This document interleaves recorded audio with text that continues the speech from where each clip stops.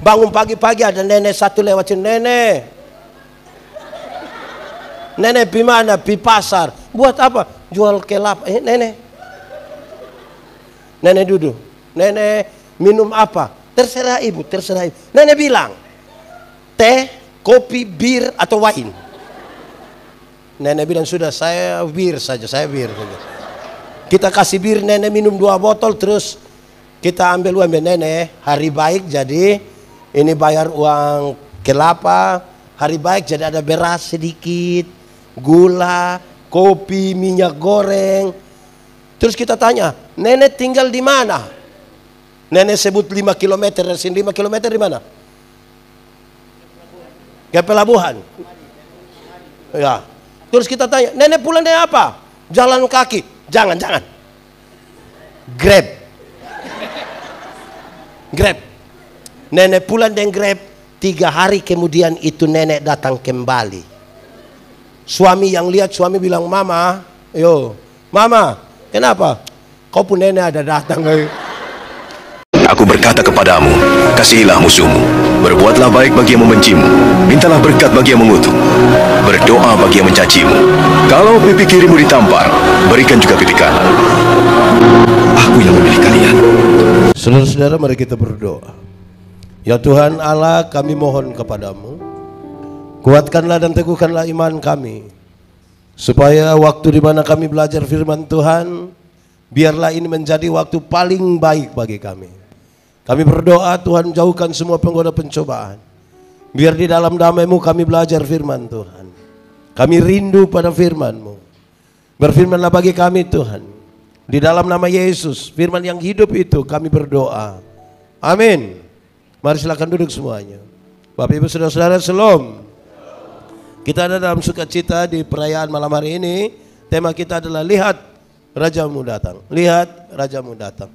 Tapi saya mau ajak kita renungkan bagian yang sekira ini cukup familiar bagi kita. Mari kita buka Alkitab kita menurut Injil Lukas pasal 10 ayat 25 sampai ayat yang ke-37. Injil Lukas pasal 10 ayat 25 sampai ayat yang ke-37, yang sudah dapat katakan amin. Amin, betul. Separuh tidak buka Alkitab juga amin, itu tipu itu. Orang Samaria yang murah hati. Pada suatu kali berdirilah seorang ahli Taurat untuk mencoba Yesus, katanya, Guru, apa yang harus kuperbuat untuk memperoleh hidup yang kekal? Jawab Yesus kepadanya, apa yang tertulis dalam hukum Taurat? Apa yang kau baca di sana?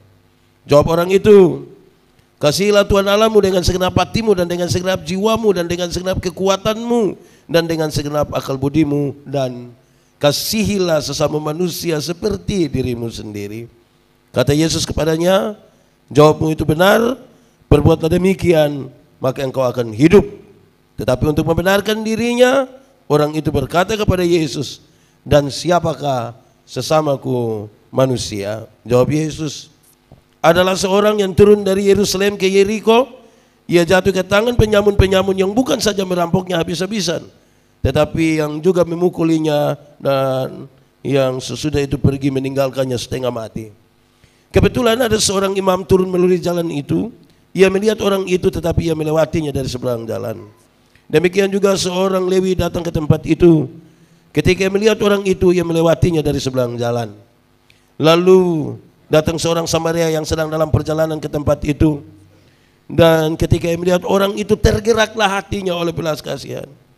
Ia pergi kepadanya lalu membalut luka-lukanya. Sesudah ia menyiraminya dengan minyak dan anggur.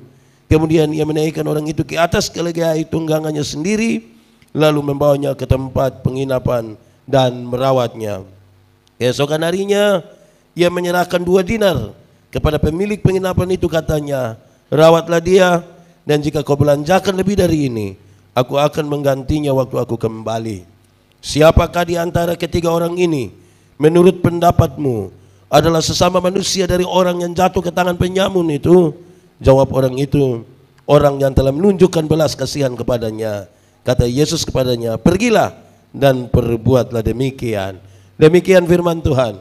Berbahagia setiap orang yang mendengar firman, memelihara dan melakukan dalam hidup setiap hari. Shalom. Sekali lagi shalom. Ada imam, ada orang Lewi, ada orang Samaria. Saudara rindu jadi orang yang mana?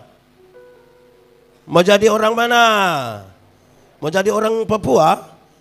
Ada imam, orang Lewi, ada orang Samaria. Mau jadi orang mana? Yakin bisa jadi orang Samaria? Yakin sekali atau yakin saja? Yakin betul-betul jadi orang Samaria, amin. Saya mau kasih tahu saudara, kalau saudara yakin ingin jadi orang Samaria, maka tiap hari harus duduk di antara jalan Yerusalem, Yeriko. Tunggu ada orang kena rampok, saudara tolong. Tunggu orang kena rampok, saudara tolong. Tunggu orang saudara rampok, saudara tolong. Bisa?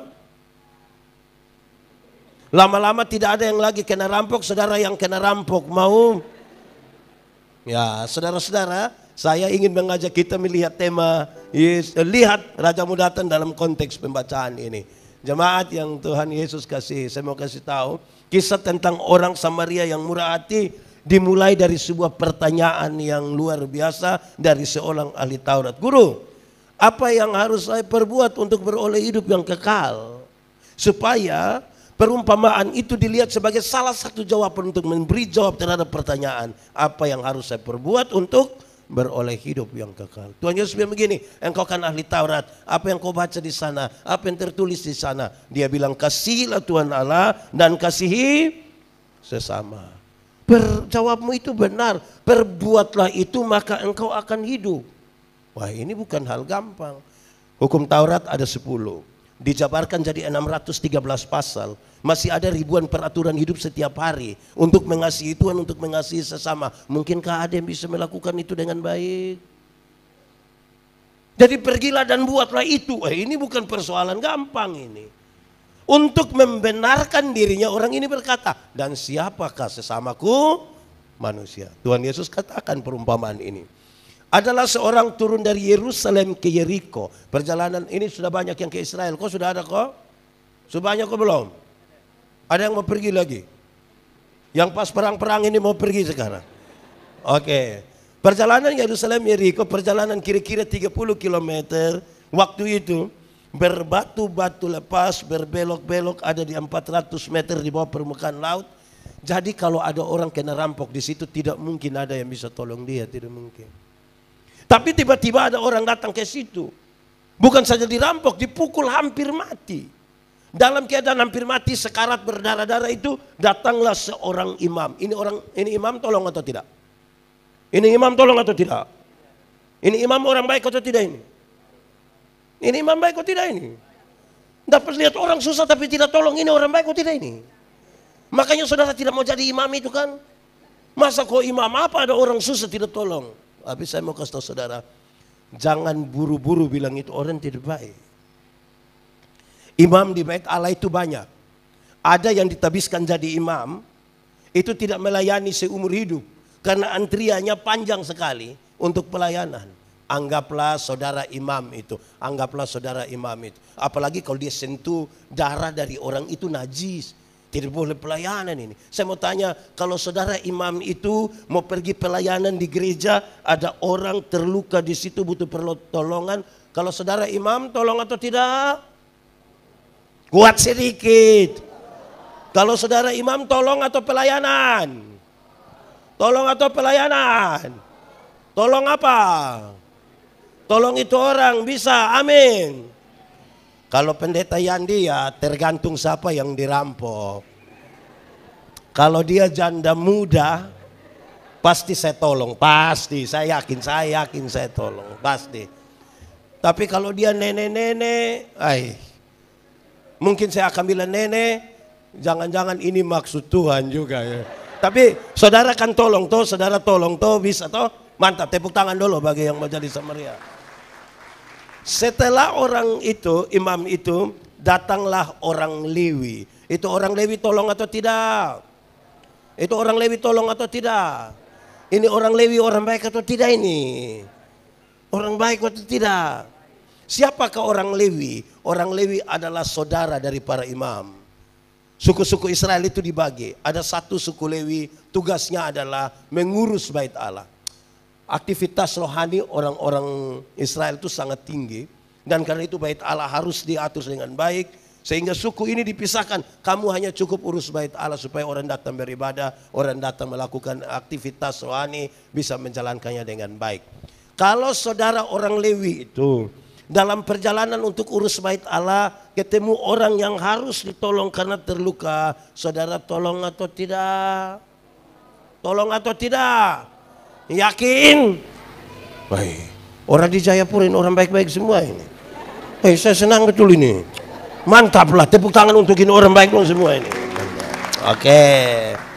Tapi kalau pendeta Yandi ya tergantung siapa yang dirampok lah. Tapi saudara, ketiga datanglah orang Samaria itu. Orang Samaria itu tolong atau tidak?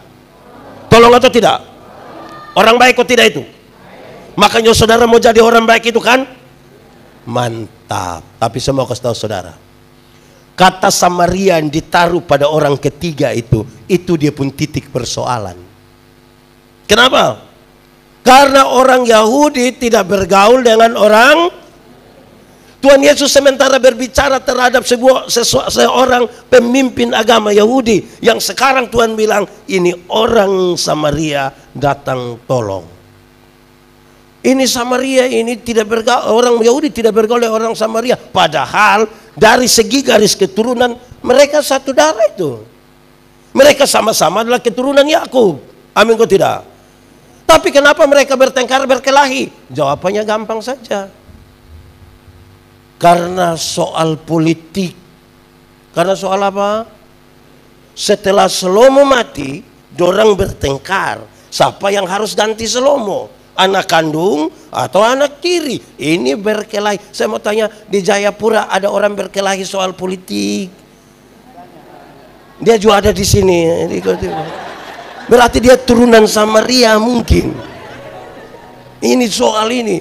Saudara-saudara, oleh karena perseteruan itu kakak adik ini bertengkar. Orang Samaria kalau pegang ini botol, orang Yahudi tidak pegang lagi. Karena apa? Nah, kalau orang Samaria duduk di ini kursi, orang Yahudi tidak mau duduk lagi. Karena apa? Najis. Saya mau tanya, untuk tolong orang lain saudara sudah siap dibenci oleh orang?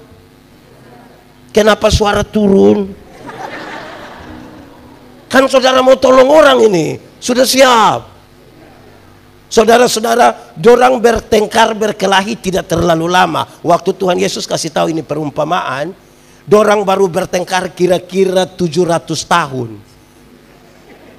Cepat Di Jayapura sini ada kakak adik bertengkar berkelahi. Yang dia punya adik bilang 7 turunan saya tidak kenal engkau, itu ada itu kalimat. Pernah dengar itu kalimat? Pernah dengar itu kalimat? Atau sendiri omong? Berarti kemungkinan dia orang mana? Oh, Samaria. Baik, sekarang jemaat. Di sini tidak ada jemaat. Ini tinggal kursi-kursi saja ini. Oke, kita mulai. Jemaat. Ada 7 hal yang dilakukan oleh orang Samaria ini. Saudara kan mau jadi orang Samaria, hitung-hitung dia jadi kok tidak dalam kaitan dengan nanti kita lihat tema sebentar dan prosesi Natal ini. Ada berapa hal tadi? Berapa hal? 1. Orang Samaria itu membersihkan luka-luka orang itu dengan anggur. Dengan apa? Alkohol yang ada pada anggur itu diharapkan dapat membersihkan itu luka-luka. Virus-virus dong dimatikan semua. Rupa-rupanya ini orang Samaria jalan di mana-mana dia bawa. Di Jayapura sini ada yang kemana-mana bawa anggur. Ada kok? Itu Pak kok Ibu yang biasa dalam begini. Rupa-rupanya yang bawa anggur itu dia turunan. Oh mantap, berarti di Jayapura banyak ini yang turunan Samaria. Dia satu, dia membersihkan luka-luka orang itu dengan. Kedua, setelah luka-luka itu bersih, dia oles luka-luka orang itu dengan apa? Kemungkinan besar itu minyak zaitun. Salah satu fungsi terbaik dari minyak zaitun adalah menyembuhkan luka. Untuk 2 pekerjaan ini, bersihkan dengan alkohol dan taruh minyak. Bisa? Yang tadi mau jadi Samaria bisa. Mantap. Untuk 2 pekerjaan ini kan butuh sedikit hati-hati toh. Pasti bilang, tahan sedikit om, tahan sedikit, kan begitu. Tidak mungkin dia bilang makanya engkau jangan, tidak mungkin dia bilang begitu. Mantap toh. Pertama tadi apa? Pertama apa? Yang kedua apa? Oke, yang ketiga, dia balut luka-luka orang itu dengan kain. Bisa? Mantap. Oke, sudah 3. 1 tadi apa? 2 apa? Yang ketiga apa? Oke, sekarang mulai yang keempat. Dia muat orang itu di atas keledai tunggangannya. Dia muat orang itu di atas. Saya mau tanya, jemaat. Dulu sudah ada Otto? Dulu sudah ada kok belum? Innova sudah ada? Avanza? Grab? Jadi orang jalan di mana-mana naik apa? Naik apa? Keledai atau unta. Berarti keledai itu adalah alat transportasi waktu itu. Betul? Pendeta Yandi renungkan ini berulang-ulang sambil bertanya. Ini pendeta Yandi kalau dia bawa mobil di Kupang, ketemu orang mau ditolong, pasti pendeta Yandi tolong. Kalau dia celaka pasti tolong. Tapi itu pertolongan itu menjadi masalah ketika orang yang ikut tolong itu lihat saya agak lama, terus dia begini, Bapak Pendeta, bisa bawa pergi rumah sakit pakai Bapak Otto?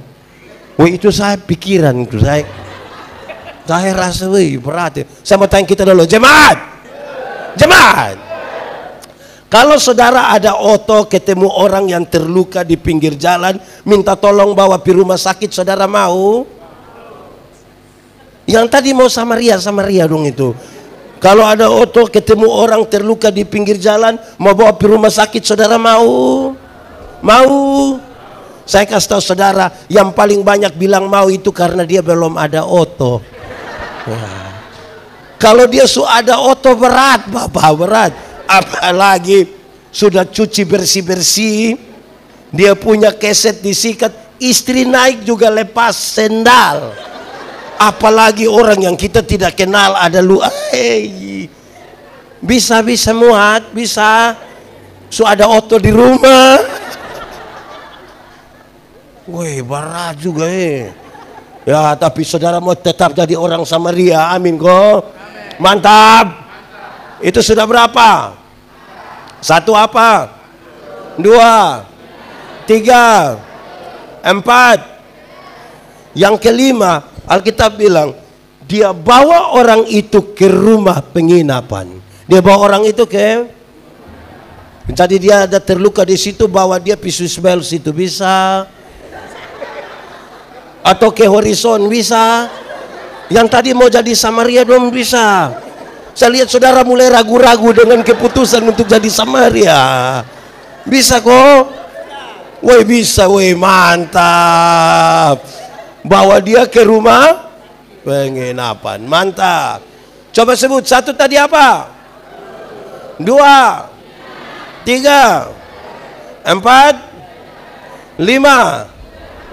Rumah penginapan. 6. Alkitab mencatat, bukan saja bawa ke rumah penginapan, dia merawat orang itu. Bukan saja taruh, tapi apa? Merawat. Sama-sama. Jemaat, bisa? Kalau rawat orang sakit, di sini sudah ada yang pernah rawat orang sakit? Masak bubur bisa? Siap air hangat bisa? Ketuk pintu terus bilang, Om masih hidup, bisa tanya? Bisa begitu? Bisa? Aman kok? Oke, sudah 6. 1 apa tadi? 2, 3, 4, 5, 6. Merawat. 7. Dia ambil uang 2 dinar. Berapa dinar? Dia berikan kepada pemilik penginapan itu. Jemaat cuma mati semua. Jemaat, dulu orang kerja 1 hari dibayar 1 dinar. Kerja 1 hari dibayar, berarti 2 dinar adalah upah kerja selama. Jemaat, uang kerja 2 hari bisa kasih orang susah? Yang kita pun uang dinas 2 hari bisa titip kasih orang susah, bisa? Bisa? Yang jawab bisa itu kan ini anak sekolah dong toh. Yang tidak ada uang, yang ini dong, ini tidak ada uang. Saudara, kita jangankan kasih orang miskin, yang kasih di Tuhan saya kita pikiran. Ada orang yang tangguh persembahan datang dia hanya begini. Baik, sudah 7. Saya mau kasih tahu saudara, satu tadi apa tadi? 2, 3, 4, 5, 6, tujuh. Oke, saya mau kasih tahu saudara, siapakah orang Samaria itu? Saudara biar mau kemanapun, saudara tidak akan pernah jadi orang Samaria. Biar saudara rindu seperti apapun tidak akan jadi. Orang Samaria itu bukan pendeta Yandi, bukan pendeta Indra, bukan siapapun. Orang Samaria itu ialah Tuhan Yesus Kristus. Orang Samaria itu siapa? Orang Samaria itu siapa? Saudara, Yesus Kristus itu datang dari Yerusalem ke Yeriko. Bicara Yerusalem, Yeriko dalam konteks Palestina, mereka tahu Yerusalem adalah kota kudus. Yerusalem, makanya kita menyanyi, oh Yerusalem, kota mulia, apa hatiku rindu ke sana. Sekali lagi, oh Yerusalem,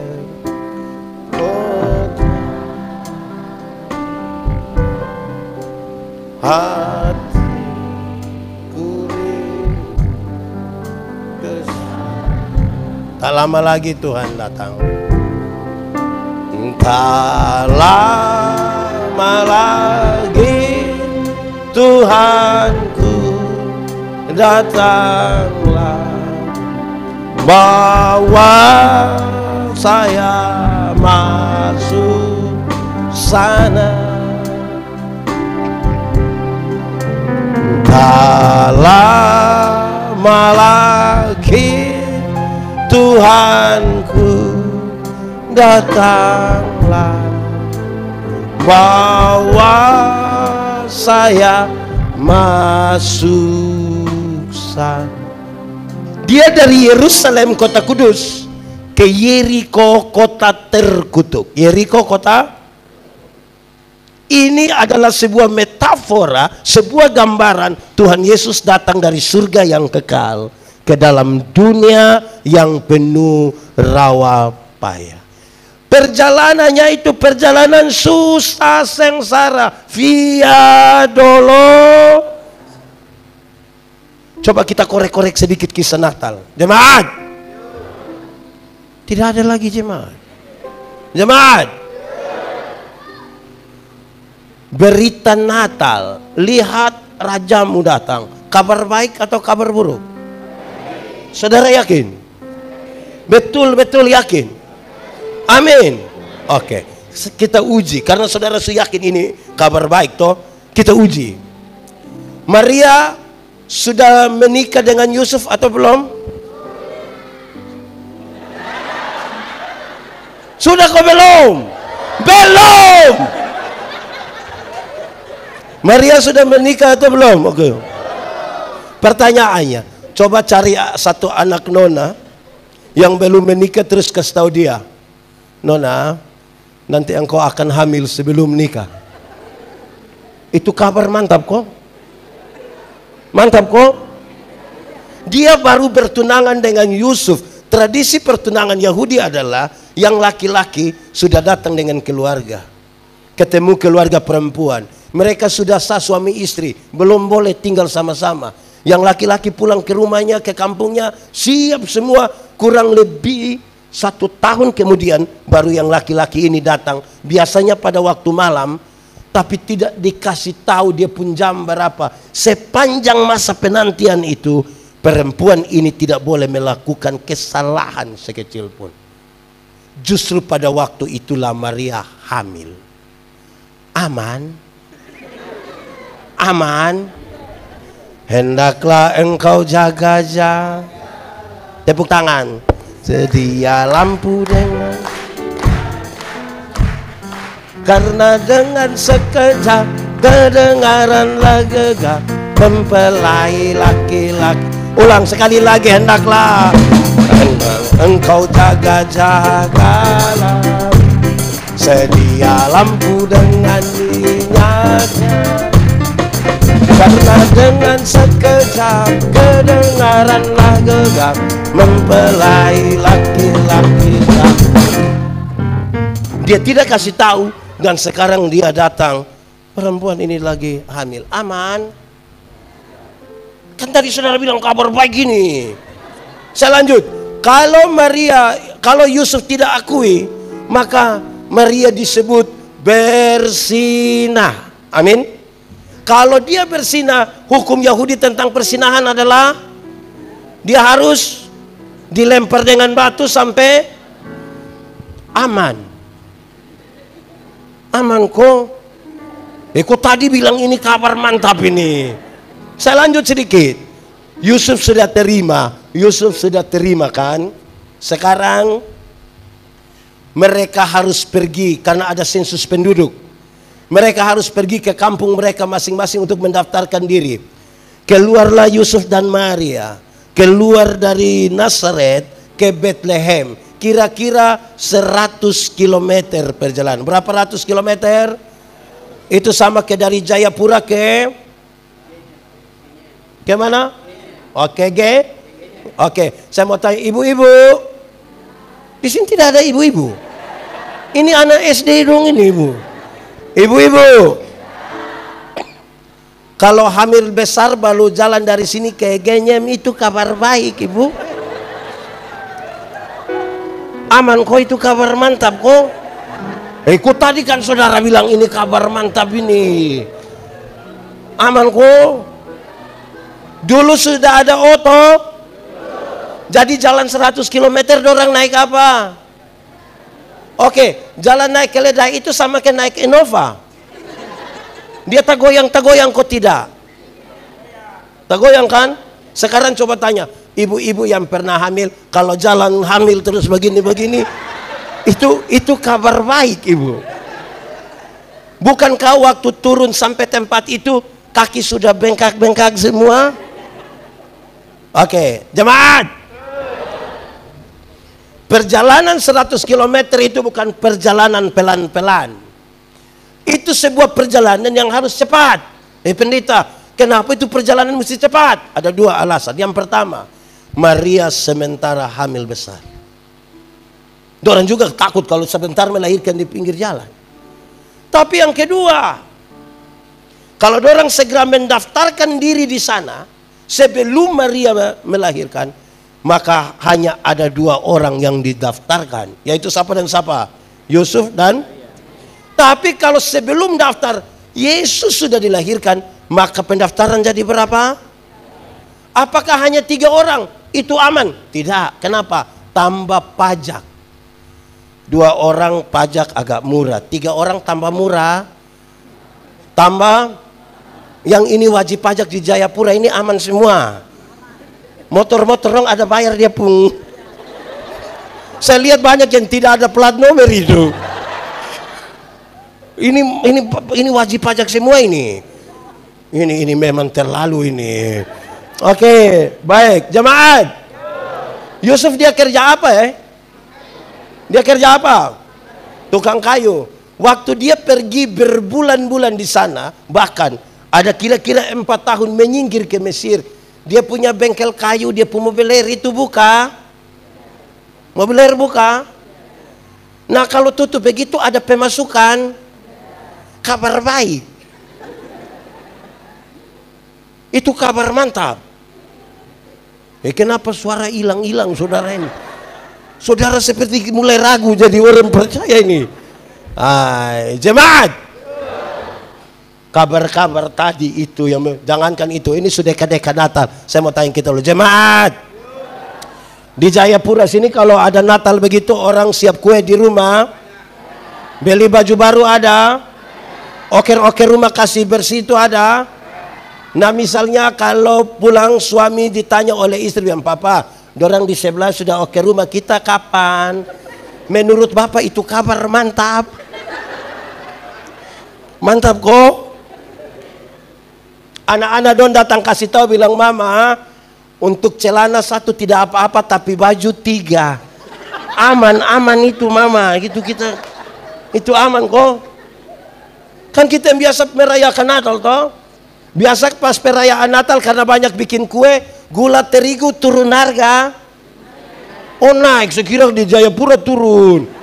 Terus Mama bilang, "Anak, coba pitanya ini gula di sebelah." Terus kasih tahu itu orang Cina bilang, kasih tahu Mama bilang Natal jadi dia sudah naik 70.000. Kabar mantap. Nah, jemaat, bagaimana kabar-kabar buruk itu, kabar-kabar yang bahaya itu, kemudian dia menjadi kabar baik yang saudara bilang tadi. Dia berubah ketika Maria bilang begini, "Aku ini hamba Tuhan. Jadilah kepadaku menurut perkataan." Aku ini hamba Tuhan. Jadilah kepadaku menurut. Nanti sebenarnya kita bicara. Kenapa? Lihat, rajamu datang. Kristus, Mesias. Itu sebutan untuk raja. Saya mau tanya saudara. Kalau Yesus juru selamat, saudara senang? Ya, karena dia mengampuni saudara.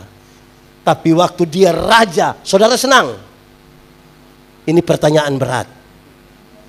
Kalau Yesus juru selamat, gampang semua orang kenal, senang. Kenapa? Diampuni, diampuni, diampuni. Tapi waktu raja datang, raja itu penguasa, memerintah. Jangan ini, jangan ini, jangan ini, jangan ini. Ikut. Banyak orang menyambut Yesus juru selamat tapi tidak mau menyambut dia sebagai raja, karena raja memerintah. Raja memerintah. Kalau juru selamat menebus, apapun mau kan? Utang orang bayar, senang kok tidak? Di sini ada yang urusan dengan petugas koperasi. Di Jayapura kenal petugas koperasi? Harian atau mingguan? Dua-dua ada. Ada yang bayar, senang? Tapi sekarang dia menjadi raja, pemimpin yang dia bilang, hendaklah, hendaklah, hendaklah. Janganlah, janganlah, janganlah. Mau? Kita senang dia jadi juru selamat, tapi tidak senang dia jadi raja. Karena raja memerintah. Banyak yang gaya sekali. Pak Pendeta sekol sekiri-kiri betul. Di sini ada yang ngomong-ngomong begitu. Itu siapa punya suami? Coba angkat tangan yang model-model. Kalau dia sudah kiri-kiri betul itu, dia tidak peduli dengan Kristus Raja kan? Oke. Aku ini hamba Tuhan. Saya tunduk ikut apa yang Raja mau. Baru kabar buruk itu berubah menjadi kabar baik. Hari itu dia mengambil keputusan. Mau kabar buruk jadi kabar baik itu ambil keputusan. Sama-sama 1, 2, 3. Kasih tahu kawan di sebelah 1, 2, 3. Jemaat. Satu hari manusia ambil keputusan antara 300 sampai 1500 kali keputusan. Berapa sampai berapa? Sampai? Itu semua berkonsekuensi ke masa depan. Bangun tidur, mau turun tempat tidur atau tarik tambah kain panas, itu keputusan. Bangun tidur, mau berdoa dulu atau foto, itu juga keputusan. Betul kok tidak? Betul kok tidak? Ini kenapa suami itu, istri itu kan ambil keputusan toh? Tidak mungkin saudara bilang, pendeta, saya betul-betul tidak tahu apa-apa. Saya tidur-tidur begini sadar ibu di sebelah, kan tidak mungkin. Saudara ambil keputusan. Keputusan. Amin kok? Nah, saudara lihat. Orang Samaria itu siapa? Orang Samaria itu siapa? Tuhan Yesus jalan dalam perjalanan Yerusalem Yeriko. Di situ dia ketemu dengan orang yang dirampok sehabis-habisnya, dipukul hampir mati dan berdarah-darah, yang telah ditinggalkan oleh imam dan orang Lewi. Siapakah orang yang dirampok itu? Mulai paham sekarang kita. Siapakah orang yang dirampok? Orang yang dirampok itu adalah pendeta Yandi. Orang yang dirampok itu adalah kita semua. Kita ini orang yang Tuhan Yesus temukan dalam perjalanan Yerusalem, Yeriko, yang hampir mati di sana.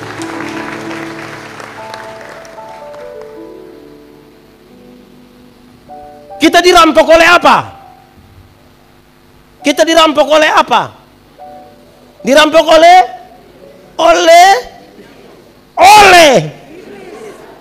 Jangan cepat-cepat bilang iblis.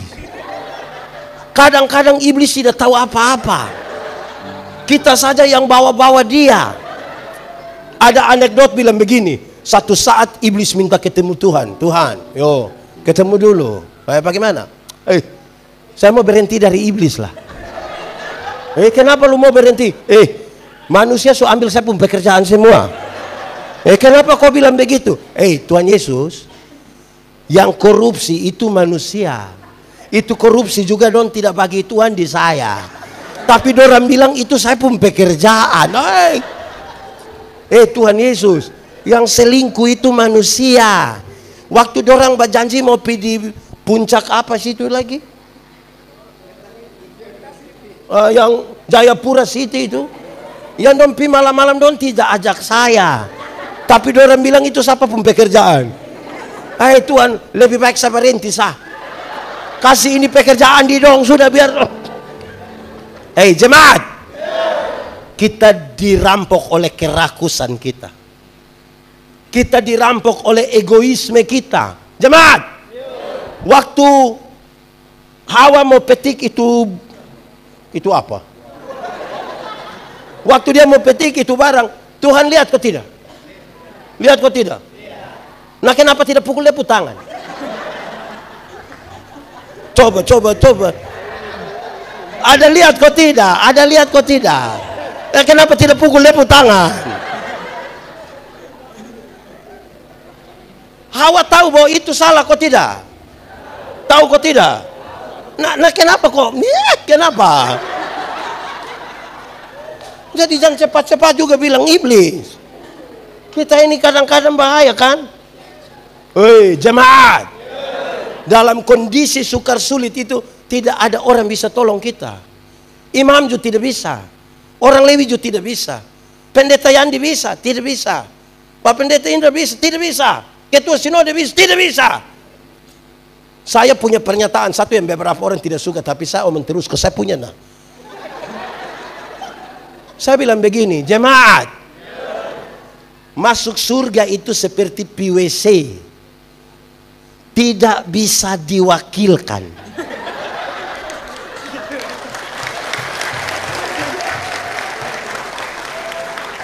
Tahu WC? Siapa yang dia mau WC terus kita tanya, kakak, gimana WC? Tidak. Masing-masing pergi sendiri. Masing-masing pergi sendiri. Betul kok tidak?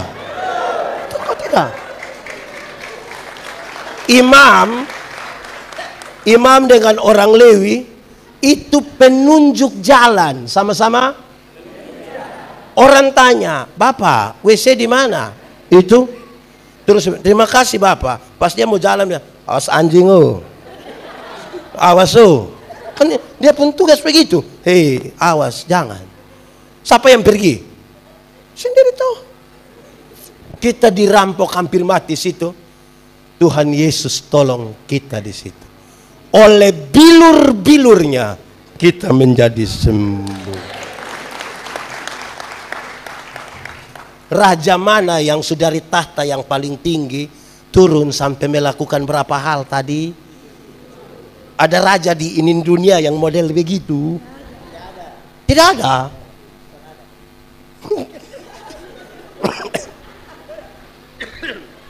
Jemaat, orang baik itu satu orang yang dia bisa tolong.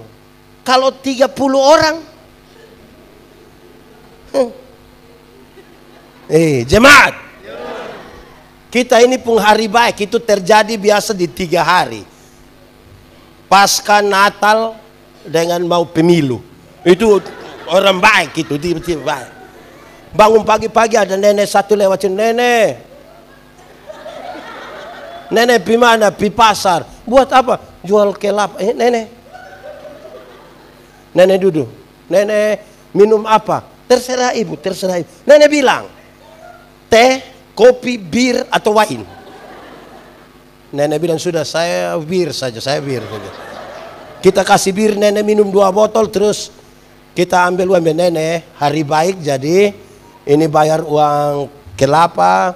Hari baik jadi ada beras sedikit, gula, kopi, minyak goreng. Terus kita tanya, nenek tinggal di mana? Nenek sebut 5 km dari sini. 5 km di mana? Ke pelabuhan.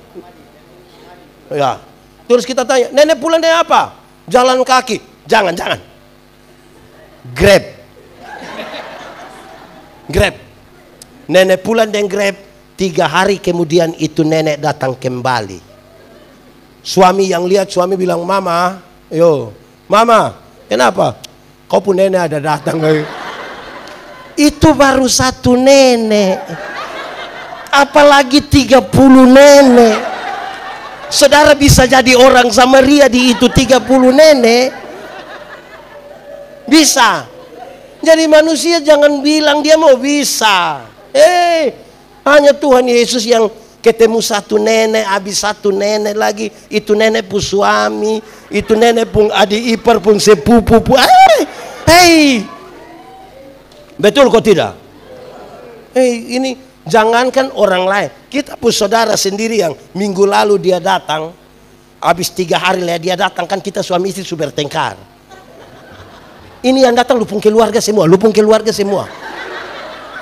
Jadi ini babi ini kita pelihara untuk lupung keluarga saja. Kan itu dia pun di Jayapura pernah terjadi begitu. Pernah juga. Itu baru 1 keluarga. Kok ke mana nenek? Oke. Orang yang dirampok itu siapa? Kita sudah. Kamu juga yang baju hijau di luar itu kamu. Kamu juga itu yang dirampok hampir mati. Kamu ini. Terus setelah Tuhan sembuhkan kita di situ, Raja ini sembuhkan kita di situ. Dia bawa kita ke rumah penginapan. Dia bawa kita ke mana? Kemana? Apakah rumah penginapan itu? Rumah penginapan itu ialah gereja Tuhan. Rumah penginapan itu ialah. Jadi orang-orang yang Tuhan sudah selamatkan, dia titip di mana? Titip di gereja. Tapi banyak orang bangun lari dari rumah penginapan. Betul kok tidak? Wih, ada jemaat ini yang dia gereja 1 tahun itu 2 kali. Natal 1 kali, Paskah 1 kali. Makanya dia punya nama jemaat Napas. Natal dan karena Natal 1 kali, Paskah 1 kali, dia punya singkatan tambah panjang. Napas 1-1. Kalau napas 1-1 itu tiba-tiba ingat sembayang Bapak. Di Jayapura juga ada yang begitu. Itu yang paham apa dorang mama yang iya.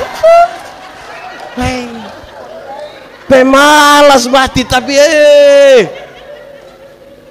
Tuhan titip di rumah gereja ini. Jemaat. Ada orang yang seumur hidup itu dia ikut ibadah mungkin 3 sampai 4, 5 kali saja. Pertama waktu anak baptis. Kedua anak CD. 3 anak nikah. Keempat mungkin waktu pemakaman dia. Tidur, nah dia mau kemana lagi kita tidur. Jemaat. Ini ada suami-suami ini yang pemalas gereja. Banyak kok. Banyak. Itu siapa pun suami yang waktu masih pacaran dia jemput terus ini anak nona kok datang di gereja. Sudah nikah dia tidak datang lagi. Jadi pendeta tanya Bapak, kenapa waktu pacaran ada rajin kok antar itu nona sunika begini tidak? Dia bilang pendeta, waktu pendeta kasih nikah saya yang ibu itu kami dua telah menjadi satu. Jadi ibu kalau sudah pisah sama dengan saya sudah, aduh. Tapi ini ibu-ibu dong, ini ibu-ibu dong, ini justru sama saja. Ini ibu-ibu dong ini. Ini ibu-ibu dorang ini style cantik-cantik pakai baju merah, baju hijau, baju begini. Datang di gereja jalan sendiri. Pendeta tanya bilang, ibu, kenapa sendiri? Mana suami? Terus dia bilang, bapak tahu sendiri. Tahu. Sudah tahu suami begini, kenapa kawin dengan dia? Kenapa? Di sini ada yang dia pun suami, ada. So, ini tanda apa? Ini yang ini tanda ini. Hei, kacau lah kita bu hidup ini. Hei, aneh-aneh ini. Betul kok tidak? Jemaat. Ada dua kepala keluarga tinggal dekat hutan, jauh dari gereja. Yang satu punya anak perempuan, satu ada anak laki-laki. Yang punya anak laki-laki, yang punya anak perempuan datang kasih tahu laki-laki bilang, kakak, hari-hari Minggu begitu kakak jemput kakak Pak Adinono dulu, antar ke sekolah Minggu. Oi, yang laki-laki jemput yang perempuan antar di sekolah Minggu, sampai sekolah Minggu yang perempuan masuk ikut sekolah Minggu, yang laki-laki main kelereng di luar, kau tunggu. Dorang pulang-pulang sama-sama. Beranjak dalam tradisi gereja kami itu kan ada katekisasi. Woi, remaja yang laki-laki jemput yang perempuan ikut katekisasi, tapi pergi sampai sana yang perempuan masuk kok belajar, yang laki-laki duduk isap-isap rokok di luar situ. Rupa-rupanya dorang dua jodoh. Setelah menikah, yang perempuan terpilih jadi pekerja di gereja, majelis gereja, penatua kadiaken kah? Hujan, badai, semua suami tetap antar. Tapi sampai sana ibu masuk kok pimpin ibadah begitu, dia pun suami duduk main kartu, minum sopi sedikit di situ. Pulang-pulang sama-sama. Satu saat orang mati sama-sama. Pas jalan sampai pintu surga, Simon Petrus ada tunggu begini. Lihat ini, ibu datang, Simon Petrus bilang, "Shalom, mari silahkan masuk ibu." Lihat dia pun istri masuk, dia pun suami juga cepat-cepat mau. Pas suami begini, Simon Petrus bilang, Bapak, ya sabar dulu Bapak sabar. Hei, kenapa? Bapak sabar sedikit, Bapak sabar. Hei, yang masuk itu sapu istri. Simon Petrus bilang, betul Bapak, yang masuk itu Bapak pu istri. Tapi dari itu hari itu kan Bapak hanya antar-antar saja. Jadi yang ini hari Bapak antar saja. Bapak pu tempat di api, yang api di sebelah. Ibu-ibu, tadi siapa yang dia datang suami hanya antar saja. Terus kasih tahu bilang, kalau sudah habis nah WA aku, saya jemput. Kalau ada yang begitu pulang kasih tahu dia bilang, ada salam dari Simon Petrus.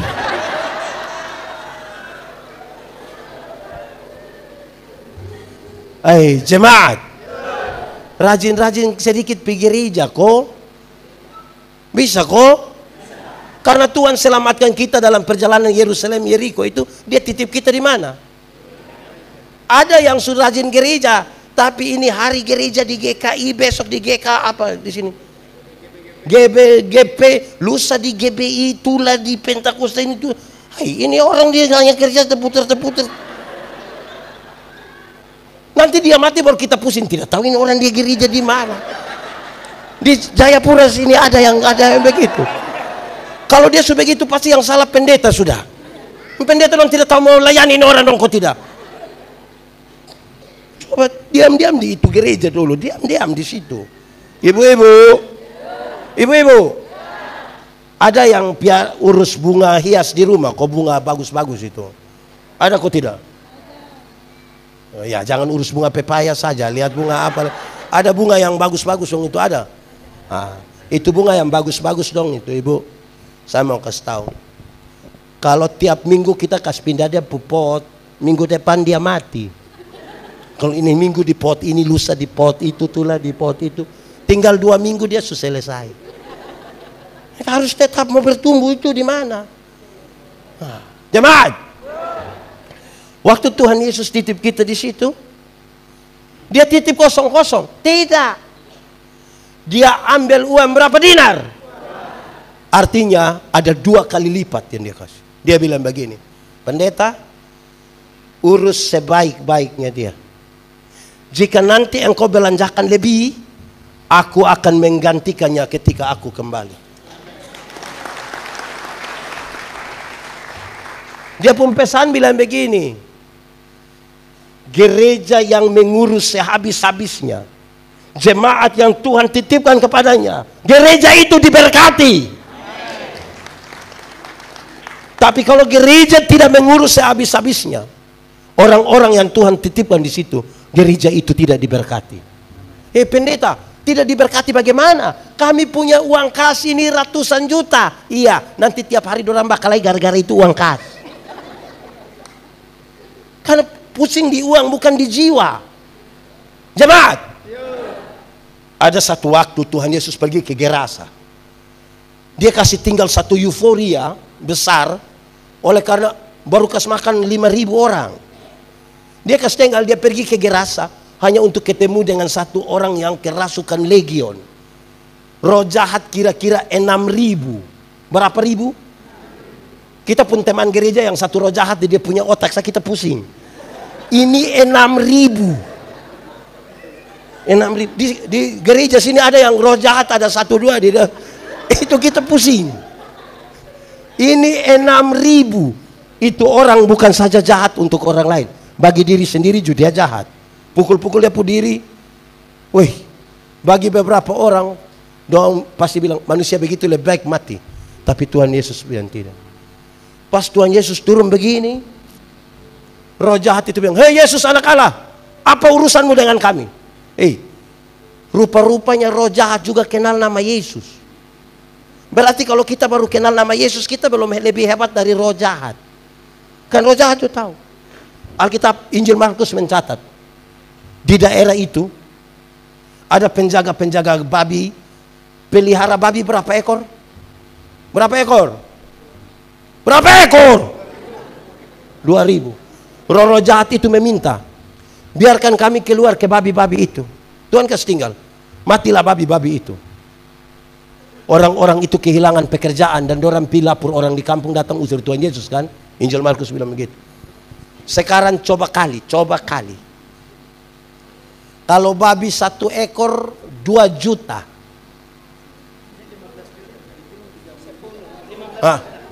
Sudah taruh 10.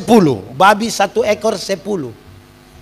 Kalau 2.000 ekor, 2.000 kali 10 juta, 2.000 kali 10 juta, 20 miliar. 200. Harga satu orang gila waktu itu. Betul kok tidak? Betul kok tidak? Harga satu orang. Saya mau tanya, ada gereja yang kasih keluar uang untuk pekabaran Injil sampai 10 miliar. Kenapa lihat saya? Orang-orang yang Tuhan selembatkan ini titip di kita, ada pusing dengan orang. Harga satu orang gila. Pertanyaannya, siapa orang gila itu? Orang gila itu yang kemungkinan kita pun suami kok tidak, kita pun istri kok tidak, kita pun bapak mantu kok tidak. Yang tadi kita tanya bilang suami di mana? Tahu sendiri bapak teh. Ini tanda apa coba? Ini. Gitu. Peduli sedikit. Ini saya kasih masukan di beberapa panitia gereja. Bulan di mana kita mau berdiakonia, kan Natal, ini Paskah kan ada bagi-bagi sembako apa gitu, sini juga ada kan.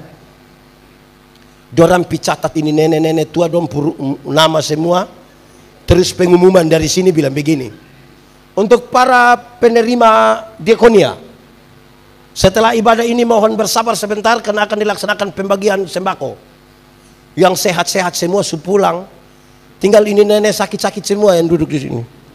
Baru panitia panggil satu-satu. Nenek Manobe. Nenek Manobe maju kan dia ada sakitnya.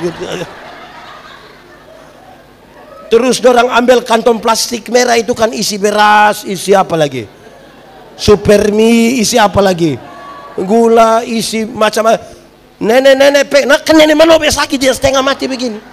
Terus dia bilang, nenek-nenek sebentar kita foto dulu nenek. Saya mau tanya kita dulu. Kalau misalnya antar ke rumah bisa atau tidak? Bisa atau tidak? Kalau misalnya untuk kepentingan dokumentasi fotonya di rumah bisa atau tidak? Nah, kenapa panggil saya pun nenek datang di sini? Kalau saya pun nenek ada apa-apa di sini, gereja tolong. Bermurah hati sedikit, kau pergi di itu nenek Manobe rumah toh. Di sini nenek Manobe rumah di mana juga? Kita kadang-kadang terlalu raja saja merendahkan diri turun sampai bawah. Hanya majelis sombong sekali. Di sini ada majelis sombong-sombong. Fam. Itu Fam Manobe juga. Aduh, aneh-aneh ini.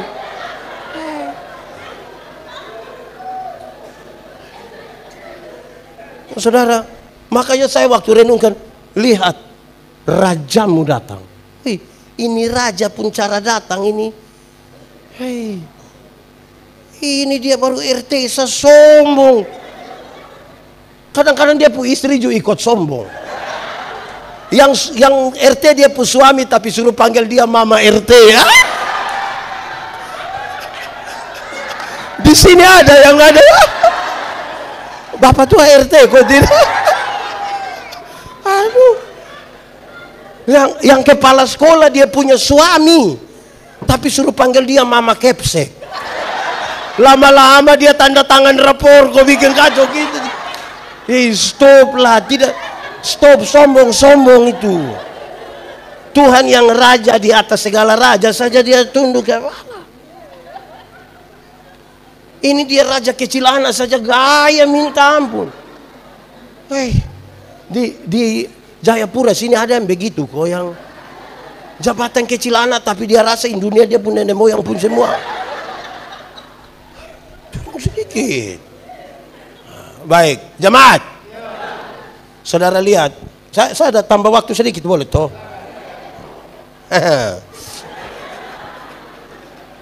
Itu untuk kamu yang hijau juga teh. Kamu ini yang camat kampung baik tapi kamu sombong ini lebih dari kamu. Kamu stop ya. Jemaat. Setelah hal-hal itu Tuhan Yesus balik lihat kepada itu ahli Taurat. Dia bilang, menurut pendapatmu siapa sesama manusia dari 3 orang? Siapa? Dari orang yang dirampok sehabis-habis. Itu pertanyaan, itu jawaban gampang. Gampang sekali. Kok itu orang juga jawab gampang toh. Tapi itu pertanyaan itu yang menjungkir balikan cara berpikir ahli Taurat ini. Kenapa? Saudara, ahli Taurat itu kan orang Yahudi. Saya mau kasih tahu, Mama ini ada yang umur berapa, Ma? 5. Orang Yahudi pun anak umur 5 tahun hafal 10 hukum Taurat. Umur 5 tahun. Bukan kayak kita, kok besok mau nikah dulu bertanya yang hukum ke-6 apa dulu. Dalam 5 tahun hafal. Umur 10 tahun hafal 613 bab penjabaran dari hukum Taurat. Umur 12 tahun mau 13 tahun menjadi anak Taurat, yang mereka hafal itu mereka lakukan. Itu orang biasa, apalagi para imam. Apalagi pemimpin agama. Bagi mereka, apalagi ada pernyataan keselamatan datang dari Yahudi. Maka bagi orang ahli Taurat dan orang-orang Yahudi waktu itu, dengan melakukan perbuatan-perbuatan baik itu, lurus-lurus mereka masuk surga. Mereka tidak butuh lagi orang Samaria itu. Bagi dorang, dengan melakukan kebaikan, bisa ini, bisa itu, bisa surga lurus. Masih pentingkah itu orang Samaria bagi orang-orang yang begini? Orang Samaria itu. Maka Tuhan Yesus tanya, siapa sesama manusia dari itu yang tidak ada pilihan lain selain dia bilang orang Samaria itu. Jemaat, saya mau kasih tahu kita. Itu pertanyaan untuk mengukur seberapa jauh engkau berjalan bersama-sama dengan dia yang engkau akui dia sebagai raja. Engkau akan menyembah Tuhan sebagai raja. Dia raja. Engkau adalah hamba. Berapa kali engkau ikut? Tiap hari bicara tentang Tuhan belum tentu tiap hari hidup sebagai anak-anak Tuhan. Pendeta Yandi ini pun jadwal terlalu banyak. Apakah dia sebagai anak Tuhan belum tentu. Dia bisa jadi aktivis rohani saja. Ada orang yang dia terlalu banyak hadir di ibadah, maha hadir. Senin hadir, Selasa hadir, Rabu hadir, semua dia hadir habis. Tapi apakah dia menempatkan diri sebagai anak Tuhan belum tentu. Belum tentu. Contoh-contoh ringan saja. Saya suka contoh-contoh.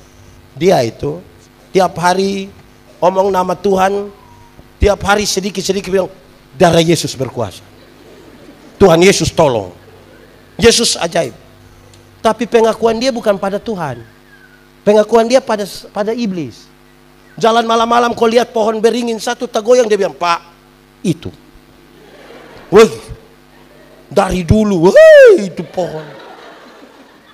Di Jayapura juga ada yang begitu. Yang lihat pohon beringin tagoyang, setan ada di situ, itu ada. Padahal tiap hari sebut nama Tuhan ini. Ada yang tiap hari sebut nama Tuhan, melayani keliling dunia. Sakit sedikit, pasti tetangga yang bikin. Suanggi, tetangga yang, "Pak, itu nenek itu." Kalau dia sumakan siripinang, kau, nah kok itu nenek penerima diakonia. Yang tadi dia tagoyang begini, dia mau suanggi siapa? Kita di sini juga ada yang begitu. Mengaku anak Tuhan tapi mulut mengaku Tuhan, sikap bukan pengakuan pada Tuhan. Ini Pendeta Yandi jalan-jalan, orang telepon, "Pendeta, yo, di mana?" "Di jalan ini." "Singgah dulu di rumah sakit." "Kenapa?" "Bayi kan, nenek kah, kakak kah, istri kah ada sakit." "Oke." Pas kita sampai dia bilang, "Pendeta ada datang, jadi diam kok, kita doa dulu." Diam, kita doa dulu. Pendeta doa habis, langsung dia bilang, "Pendeta, ini obat." Nah kalau itu obat sebegini, saya doa supaya kenapa? Jadi kita doa itu hanya sekedar ngomong-ngomong saja. Pengakuan kita pada obat, pada orang dan bukan pada Tuhan. Lalu saudara bilang, lihat, raja datang. Raja berkuasa memerintah. Tapi kita pengakuan tidak padanya. Nah, saudara lihat. Ini orang Yahudi ini. Tuhan Yesus tanya dia mau ukur dia begini. Seberapa jauh engkau berjalan dengan Tuhan? Saya mau kasih tahu. Pakai tua pentia. Semakin dia berjalan jauh dengan Tuhan, dia semakin menemukan bahwa dirinya bukan siapa-siapa. Bukan siapa-siapa. Saya pakai contoh. Jemaat, pernah ke pantai? Pantai mana? Pergi dengan siapa? Pergi dengan siapa? Kamu buat apa di itu pantai? Tidak ada air di rumah, jadi kamu mandi di pantai. Kita kalau pergi ke pantai, air kan hanya sampai betis kan? Karena air hanya sampai betis, pergi rame-rame macam itu, anak kecilong itu, kita bisa tendang air. Karena hanya di pinggir. Betul kok tidak? Di pinggir pantai kita bisa foto-foto. Foto saya dulu. Pinggir pantai. Coba masuk 500 meter ke dalam. Perahu sudah mau tenggelam baru bilang, "Hei, perahu sudah mau tenggelam, foto saya dulu." Foto. Yang gaya-gaya itu dia jalan-jalan di mana? Pinggir. Belum jalan jauh. Baru di mana? Di Jayapura sini ada yang begitu. Saudara lihat, di Kupang itu ada satu simpai pelat, bukan simpai, dia Dan Empat, dia pun nama apa? Yang kempo-kempo dong itu. Dan Empat itu dia jalan diam-diam saya begini. Yang 2 minggu lalu baru pernah latihan, ini dia jalan begini, Pak. Tiang listrik jadi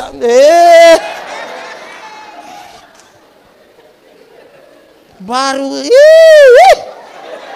di Jayapura sini ada, Bapak, ada. Itu orang dong ada di sini kok tidak, Bapak. Jemaat. Pernah jalan kaki kok tidak? Kemana? Kemana coba? Kemana? Oke. Orang jalan kaki bisa, tapi jaraknya dekat. Karena jarak dekat, kekuatan full ada pada kita. Orang tidak butuh, Tuhan pun mungkin kita tidak butuh. Karena kekuatan full ada pada kita. Ibu-ibu bisa pakai high heels tinggi begini, haken itu tinggi begini. Kan kekuatan, tapi jaraknya dekat. Coba jalan lebih jauh. Naik ojek, pernah? Kemana? Naik ojek. Baru itu ojek lari dari sini ke pelabuhan. Dia gas kencang. Pasti yang di belakang akan korek itu yang bawa motor bilang, adik, ya pelan sedikit. Kenapa? Mama pun dada tidak bisa. Terus ini anak ojek bilang, tidak bisa mama. Kenapa? Mama hanya bayar 5.000. 5.000 kenapa? 5.000 tidak pakai rem mama. 10.000 dulu baru rem ada. Tapi poinnya jelas. Makin jauh berjalan, kita mulai ada rasa takut. Yang gaya-gaya itu baru jalan di mana? Pinggir, belum jauh. Lebih jauh lagi, naik bis. Pernah naik bis? Coba sebut satu tempat yang dia pun jalan bolak belok begini, ada juga di sini di mana?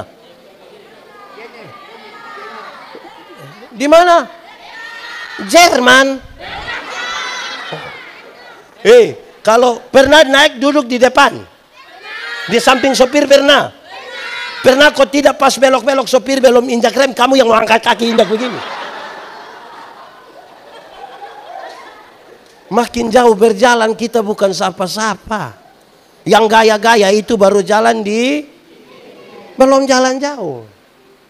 Lebih jauh lagi, naik kapal laut. Pernah? Kapal feri pernah? Kamu pi mana? Kamu ini pi mana? Bukan urus sekolah mah jalan-jalan.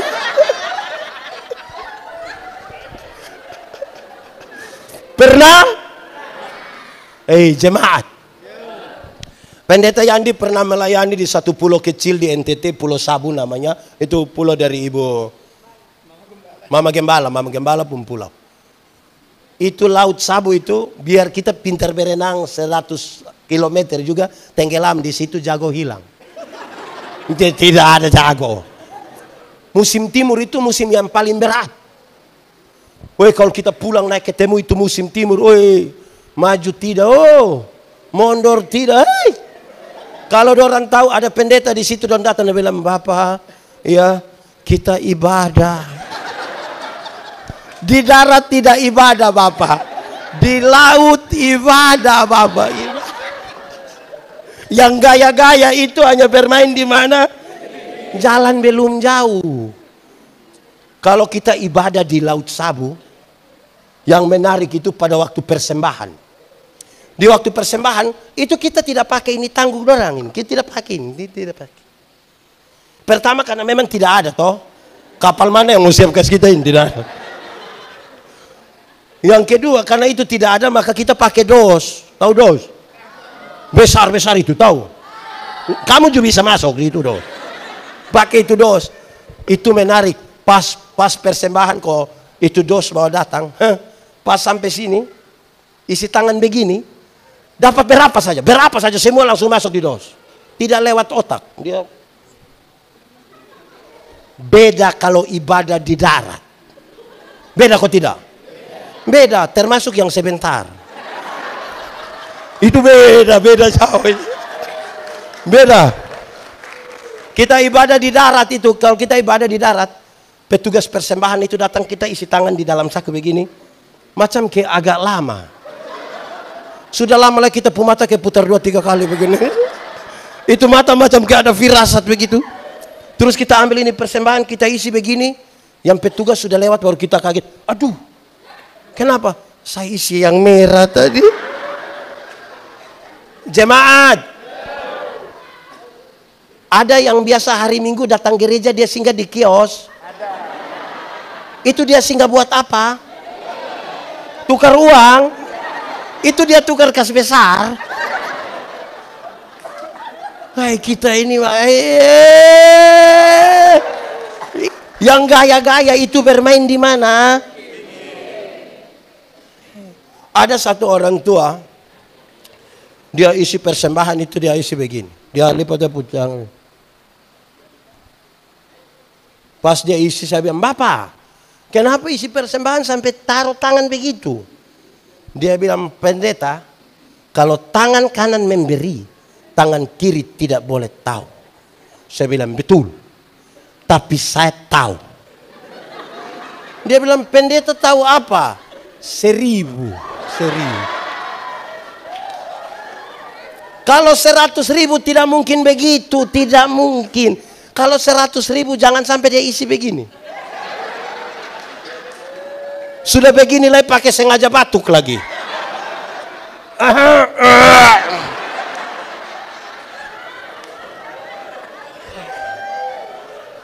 Di Jayapura sini ada begitu. Ada juga ada di sini. Itu fam apa dorang yang kacau lah. Yang gaya-gaya itu bermain di mana? Lebih jauh lagi. Naik pesawat. Pernah naik pesawat? Kemana? Di sekolah naik pesawat. Siapa yang ajar kamu? Kamu hati-hati. Jemaat. Naik pesawat yang ATR dong, itu yang kecil-kecil yang terbang di sebelah sini, itu dia terbangan 13.000 kaki. Yang Airbus dong, yang Boeing dong macam ke apa ya, macam ke batik Papua, batik NTT, bukan batik. Itu dia terbang 36.000 kaki. Berapa? 36.000 kaki itu berarti kira-kira 12 km di atas udara. Berapa kilo? 12 kalau pakai bahasa Indonesia bilang? Ya 12! Kamu 12 km di atas udara. 12 km di atas udara itu pesawat belum jatuh kita sudah mati. Belum, dia baru mati sudah. Mati sudah. Di 12 km itu kan zona aman. Orang sudah bisa lepas dia pun sabuk pengaman itu. So bisa jalan-jalan toh. Tidak rencana kencing juga sengaja di belakang ke orang tahu yang dia ada berangkat. Terus tiba-tiba lampu seatbelt itu menyala dan ada suara bilang begini, berhubung karena kita terbang dalam situasi cuaca yang buruk, karena itu kami minta kepada para penumpang supaya segera kembali ke tempat duduk dan seterusnya. Saya mau tanya, waktu ada pengumuman begitu ada yang berani protes? Ada kok? Silakan kembali ke tempat duduk. Mau kembali kau buat apa? Mau kembali? Ada kok tidak? Ada kok tidak? Tidak ada. Itu jago hilang Bapak. Itu dia balik dengan itu mau kencing juga tunda. Itu dia duduk begini kok ada anak kecil 1 ribut di sebelah dia hanya bilang, Adi doa. Doa. Jemaat. Di 12.000 kilometer itu kecepatan pesawat kira-kira 900 km per jam. Berapa kilometer per jam? Itu cepat kopelan. Cepat sekali atau 2 kali? Di ketinggian itu kecepatan itu 900 km per jam. Kalau kecepatannya 900 km per jam itu Rossi juga kalah. Kalau Rossi saja kalah apalagi anak ojek yang tadi itu lebih kalah, dia tidak akan tanya 5.000. Makanya dalam kecepatan pesawat seperti itu dia tabrak awan kan pesawat guncang kan. Kalau dia tabrak pas guncang begitu semua langsung Yesus. Kalau di darat kaget maki. Saya belum pernah dengar orang maki di atas pesawat, belum pernah. Di sini ada yang tukang maki, ada yang biasa mah. Ibu-ibu kok kumpul uang beli kasih dia tiket suruh berangkat. Pas hujan-hujan itu saya yakin pulang langsung ada menara doa di rumah. Hei jemaat, yang jago-jago itu hanya bermain di mana? Jalan belum jauh. Betul kok tidak? Betul apa? Dia yang tukang bamaki itu stop, berhenti. Bamaki ialah mengeluarkan barang-barang yang tidak perlu dikeluarkan. Itu barang don diam-diam di situ kita omong dia supaya kenapa? Kalau ada anak kecil maki, tanpa kita setuju kita masih bisa mengerti. Karena itu anak tidak mengerti kan. Anak kecil ini kalau dia mandi habis, biar dia pun bapak dan dia pun mama pun tamu ada juga, dia bisa keluar tidak pakai apa, dia bisa keluar kok belum. Betul kok tidak? Karena dia tidak mengerti, betul kok tidak? Tapi coba dia pun bapak coba. Coba bapak tua mandi habis, ibu-ibu ada latihan paduan suara di situ baru bapak tua keluar. Hai besti, hai, jadi stop sudah. Ini kadang-kadang kita bapak-bapak ini gaya sekali. Kita bapak-bapak ini sedikit-sedikit bilang, saya kalau sudah saya kalau sudah bebe. Jemaat, yang AB itu anak TK. Coba lihat, tahu TK kok tidak? Coba pagi-pagi itu TK dengar itu anak dong hafal huruf. Dan dia bilang, BA dibaca.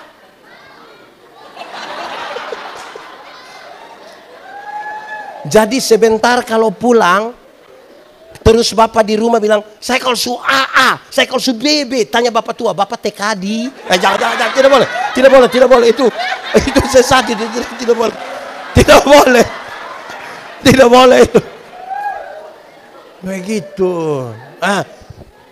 Lihat rajamu, saudara. Kalau kita belajar kisah tema nasional itu bicara tentang kemuliaan bagi Allah di mana? Damai sejahtera di. Saya mau bicara dua hal di sini. Satu, surga lebih baik atau dunia lebih baik? Yakin? Yakin sekali atau yakin saja? Berarti surga lebih baik dari dunia. Amin. Kalau begitu siapa mau pergi sekarang? Ini anak dong ini. Kamu mau tinggal di tempat baik atau tidak baik? Mau pergi sekarang?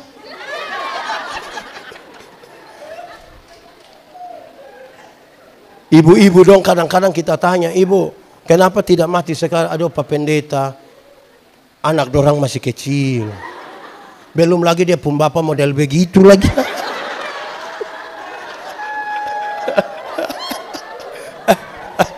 Jawabannya adalah belum waktu Tuhan. Sama-sama, 1, 2, 3. Jemaat. Karena belum waktu Tuhan saya pergi ke surga yang lebih baik dari dunia. Tapi tanda-tanda kerajaan surga harus terjadi di tempat di mana saya ada. Tanda-tanda kerajaan surga harus terjadi dalam rumah saya. Di tempat saya kerja. Di tempat di mana saya bergereja. Tanda-tanda itu harus ada. Kerajaan itu bicara tentang pemerintahan raja. Pemerintahan raja itu penuh dengan keberpihakan, keadilan, kasih. Kalau ini hal tidak ada di rumah, di tempat kita bekerja, tanda-tanda kerajaan itu tidak ada. Jemaat, pernah bertengkar suami istri? Pernah atau tidak? Tiap hari. Jemaat, suami istri itu kalau bertengkar, jangankan Tuhan. Baru pendeta yang datang saja tiba-tiba dorang damai. Dorang dua ada baku pukul, baku maki di situ, tiba-tiba pendeta bilang, "Shalom." Tiba-tiba dorang baik, "Shalom Bapak, shalom Bapak. Mama mari dulu, Papa ada datang." "Aduh, shalom." Shalom. Itu baru pendeta. Apalagi?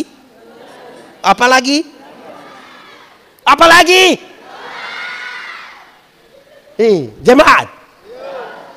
Kalau Tuhan ada dekat-dekat dengan kita, memerintah atas kita, setiap kali suami terlalu marah mau tampar dia pu istri, dia bilang, untung baik Tuhan ada. Kalau tidak mama mati. Untung baik ada. Di sini ada suami biasa pukul istri. Atau sebalik pertanyaannya. Ibu-ibu yang biasa kena pukul dari suami, coba angkat tangan. Jangan. Angkat tangan pulang kena pukul ulang, siapa-siapa tanggung jawab.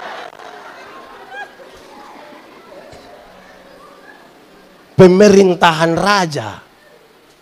Aku anak raja.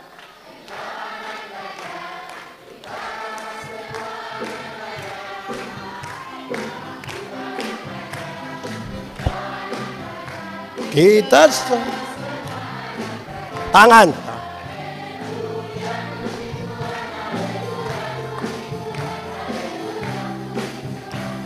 Haleluya.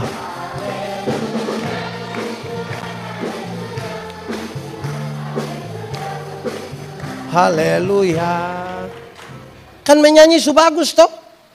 Tapi tanda-tanda kerajaan itu ada kok tidak? Jemaat. 430 tahun bangsa Israel ada di Mesir. Waktu mereka mau pergi ke Kanaan, butuh berapa tahun? Berapa tahun? Sebenarnya tidak harus sampai 40. Tetapi kenapa Tuhan biarkan mereka berputar begitu lama? Jawabannya, untuk merubah pola berpikir mereka seperti seorang budak menjadi anak raja. Mental budak menjadi mental raja. Mental budak itu kemana Pak Pendeta? Mental budak itu, kalau dia kerja komandor jaga, dia rajin sekali. Kadang-kadang tambah makan puji. Tapi mandor pulang, dia bikin pengucapan syukur. Itu mental budak. Orang mental budak tidak visioner. Maka Tuhan bilang, orang-orang bermental budak, kalau hanya pikiran tentang makanan dalam kuali, dia tidak bisa urus itu susu dan madu yang ada di Kanaan untuk menjadi berkat dari bangsa-bangsa. Tidak mungkin. Rubah dulu mental budak jadi mental raja. Makanya kita menyanyi, aku anak raja.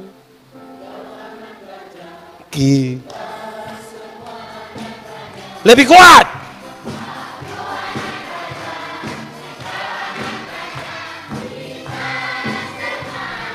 Haleluya.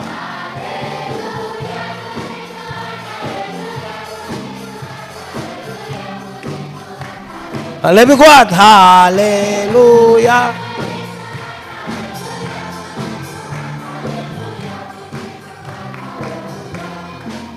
Jemaat. Di mana itu?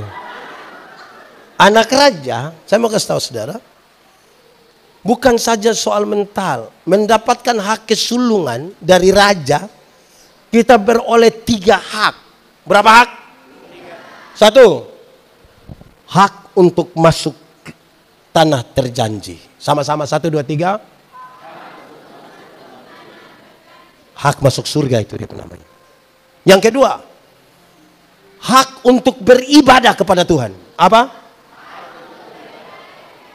Jadi beribadah itu hak, bukan kewajiban. Banyak orang masih melihat ibadah sebagai kewajiban, bukan hak. Ketiga, hak kesulungan berkaitan dengan hak untuk menjadi berkat bagi bangsa-bangsa. Hak untuk apa? Bagaimana kamu bisa jadi berkat bagi bangsa-bangsa kalau kamu bermental budak?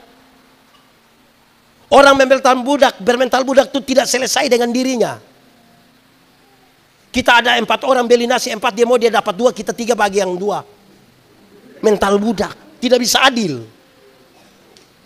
Dia mau dia makan semua. Di Jayapura ada yang begitu. Siapa?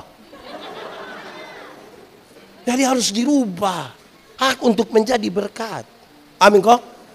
Oke, mari kita lihat yang kedua. Tema itu berkaitan dengan kisah untuk para gembala. Siapa?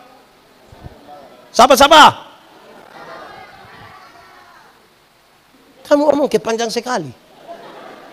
Gembala-gembala di Palestina. Engkau gembala. Gembala-gembala di Palestina bekerja untuk menjaga kawanan kambing domba. Mereka ada di padang. Mereka seringkali bertengkar antar kelompok-kelompok gembala karena masalah lahan. Akhirnya mereka jadi orang yang distigma oleh masyarakat sebagai orang yang tidak baik. Mereka seringkali juga disebutkan sebagai orang-orang yang tidak bisa dipercaya. Tidak bisa? Tidak bisa? Tidak bisa? Tiba-tiba berita itu datang atas mereka. Hari ini telah lahir bagimu juru selamat, yaitu orang yang dapat berita pertama, orang yang tidak biasa dipercaya ini tiba-tiba dapat berita itu. Sekarang bagaimana mereka bisa dipercaya? Mendefinisikan diri sebagai orang yang bisa dipercaya itu anak raja. Saya mau kasih saudara, jemaat. Katakanlah ada di sini ada yang ASN kok. Ada kok. Ini ASN ini tukang terlambat. Biasa masuk kantor jam berapa? 7:30, dia pergi 7:30. Setelah dia dengar khotbah ini, dia bilang betul. Kita mengaku pengikut Yesus ini mesti harus berubah. Mulai Senin itu dia masuk 7:30. Menurut saudara teman-teman di kantor langsung percaya? Bisa langsung percaya? Bukankah teman-teman akan bilang, aham. Jemaat, orang tolong kita kok kita bilang terima kasih, itu baik atau tidak? Baik sekali atau baik saja? Kalau begitu saya mau tanya, siapa pun bapak yang pagi-pagi mama bikin habis makan, dia pun bapak bilang, mama terima kasih. Ada? Ada ya? Ada? Siapa pun bapak? Ini bapak-bapak dong ini, tahu bilang terima kasih baik. Tapi mama bikin makan dan tidak terima kasih. Nanti istirahat kantor kau makan di warung satu, bayar lagi, terima kasih lagi. Kadang-kadang janji itu mbak bilang, mbak, yuk besok baru saya datang lagi. Bapak-bapak, bapak-bapak, coba sebentar pulang dari sini, mama coba pas siap makan begitu, coba bapak bilang, mama terima kasih. Mama langsung percaya. Kalau pulang kok bapak terima kasih, mama langsung amin. Ibu-ibu langsung bisa percaya. Bapak tuh kalau tiba-tiba terima kasih, itu pasti mamtua pikiran. Pasti ibu-ibu pikir dua. Pasti pertama ibu-ibu pikir begini, tidak tahu roh apa naik di sepung suami. Atau yang kedua, jangan-jangan ibu-ibu pikir bilang begini, jangan sampai ini hari terakhir. Mendefinisikan diri sebagai orang yang bisa dipercaya itu repot. Amin kok. Jadi anak raja itu anak yang bisa didefinisikan sebagai orang yang bisa dipercaya. Amin kok. Jemaat, percaya Tuhan? Yakin? Saudara percaya Tuhan? Apakah Tuhan percaya kamu?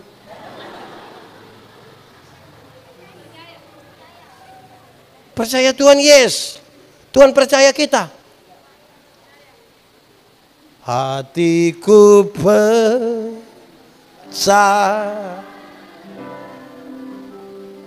hatiku percaya,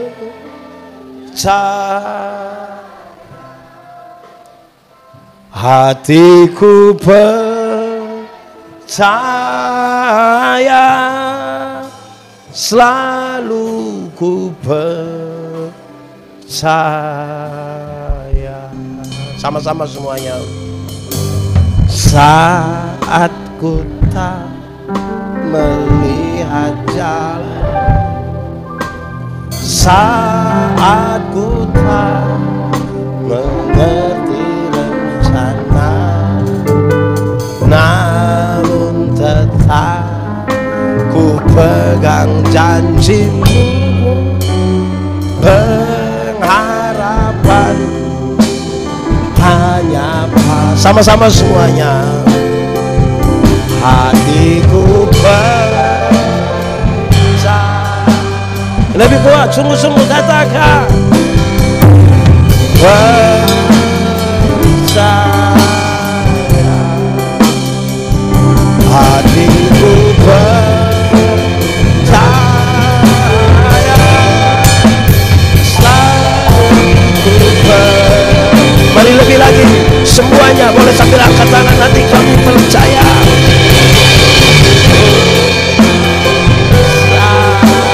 Hati kami percaya.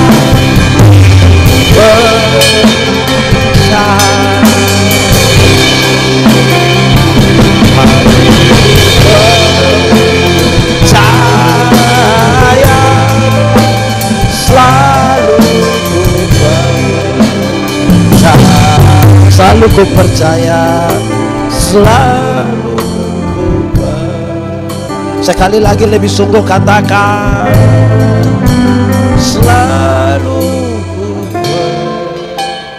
percaya. Jadi saudara katakan saudara paling percaya Tuhan. Harus definisikan diri sebagai orang yang dipercaya. Kenapa? Waktu kita mati, kita meninggalkan apa yang menjadi cara pandang orang tentang kita. Stigma. Contoh pendeta Yandi mati, orang bilang, pendeta yang kepala botak itu, yang lucu-lucu itu. Ada orang baik dia mati, aduh itu bapak terlalu baik. Oh itu orang terlalu baik. Nah bayangkan kalau selama hidup kita biasa bungkus-bungkus makanan di pesta. Waktu kita mati orang bilang apa coba? Oh itu ibu yang biasa bungkus-bungkus makanan. Aduh. Di sini ada ibu-ibu bungkus makanan. Jadi definisikan kita pun diri itu sebagai orang yang benar begitu toh. Lihat rajamu datang. Atau pakai logat-logat Alor, logat-logat Papua sedikit. Raja sudah datang jadi? Raja sudah datang jadi? Ya toh? Raja sudah datang kau belum? Sudah toh? Jadi. Raja sudah datang jadi? Nah, itu harus jadi pertanyaan buat kita. Natal. Bertengkar dengan suami, istri. Tidak pernah lihat orang tua. Orang tua hidup, orang tidak pernah urus. Tidak pernah kirim beras sedikit. Orang tua mati baru dia bawa babi besar satu. Itu juga utang. Jangan. Orang tua punya rumah miring-miring. Orang tidak pernah bantu ke seluruh sedikit. Orang tua mati baru dia pengkuburan pakai keramik. Pakai gambar Yesus lagi baru tulis Immanuel. Jemaat. Orang tua masih hidup itu beli kasih dia jas kok dia pakai. Bukan dia hidup dia pakai yuken. Mati kita beli jas. Beli kasih dia sepatu kok dia pakai. Orang tua masih hidup ini dia jalan kaki tidak pakai sendal. Dia pujari dong sampai terbuka begini. Pas mati dong beli sepatu. Nah sepatu mana mau masuk di jari yang besok ini. Akhirnya tidak bisa kasih masuk dong. Kasih duduk sebegini. Yang sepatu begini dong tidak kasih pakai. Begini dia mau naik begini ke. Hei jemaat. Sekarang saudara lihat. Kisah tentang orang Samaria itu. Menolong kita lihat bahwa oleh karena kasih dan kemurahannya yang besar. Dia yang raja di atas segala raja. Mau turun bagi kita. Saudara tahu kenapa kandang domba menjadi pusat? Karena manusia kalau disebut sebagai budak, dia bukan manusia. Dia harganya sama dengan binatang. Ketika Yesus bilang, aku tidak lagi menyebut kamu hamba, binatang, budak. Aku menyebut kamu sahabat. Dia menarik kita dari tempat yang paling hina itu, sejajar duduk di atas sesuatu. Raja yang menarik kita kembali. Untuk menjadi orang-orang yang kembali kepada hakikat yang sungguh. Saya khotbah saya suka tanya orang yang begini. Ada anak sekolah minggu tanya saya bilang pendeta. Yo, kalau manusia mati itu jelas masuk surga atau masuk surga atau. Tapi kalau ayam mati dia masuk di mana? Ayam mati masuk di mana? Masuk di mana? Di mana? Kalau dia mati di hutan juga tetap. Hei jemaat. Tuhan Allah cipta manusia itu beda dengan binatang. Ayam diberikan satu kehidupan saja. Berapa kehidupan? Tapi manusia diberikan 3 kehidupan sekaligus. 1. Manusia diberi tubuh yang hidup. Diberi apa? Tubuh yang hidup ini. Dulu kita pemberat badan hanya 37. Sekarang 73. Karena tubuh kita hidup. Dulu kita pakai celana nomor 27 tidak ada masalah karena perut rata. Sekarang perut macam ada 3, 1 di sini. Itu tubuh hidup. Kalau begitu kita belum beda dengan ayam. Kedua, ini tidak ada di ayam. Manusia diberikan jiwa yang hidup. Diberikan apa?